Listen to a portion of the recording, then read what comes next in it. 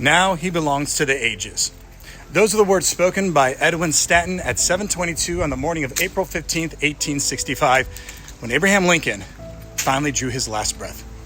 But before Stanton said that, one long night had unfolded. In a previous video, I shared the sequent events leading up to the shooting itself. This video is about what happened thereafter. Lincoln was unconscious when they carried him across 10th Street over to the Petersen House.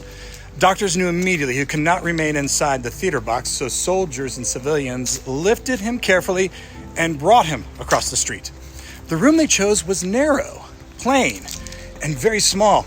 It was so small that they had to lay Lincoln's body diagonally from corner to corner because he was too tall for the bed, while doctors did only the things that 1865 medicine allowed: clearing blood from his wound, easing his breath, and waiting, already understanding there was almost nothing to do. Mary Lincoln, she entered and collapsed into grief almost at once. Witnesses described her of crying, leaving, returning, then being led away because her anguish filled the room. Later on, his son, Robert Lincoln, arrived, the eldest of the four sons, 21 years old, standing beside his father. He said little, mostly watching in silence and occasionally lowering his head as tears came. Meanwhile, Secretary of War Edwin Stanton arrived and immediately launched as the front parlor became a command center. Orders flew out by telegraph. Witnesses were questioned. Civilians were questioned. Cavalry was sent. And very quickly he understood this was larger than one shooting because Secretary Seward had also been attacked that same night at his home. Stanton feared a coordinated strike against the government. At the Kirkwood House Hotel, Vice President Andrew Johnson was asleep, unaware that another conspirator had been assigned to kill him. But that man lost his nerve and never acted.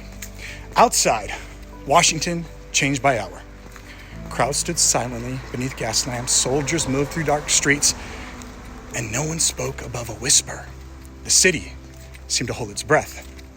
John Wilkes Booth, meanwhile, he fled Washington on horseback, crossed through Maryland, and disappeared for 12 days while Stanton launched the largest manhunt America had seen yet. He was finally found at Garrett's farm in Virginia, trapped in the barn, and that is when the barn was lit on fire when he refused to surrender. And then Sergeant Boston Corbett shot him through the neck.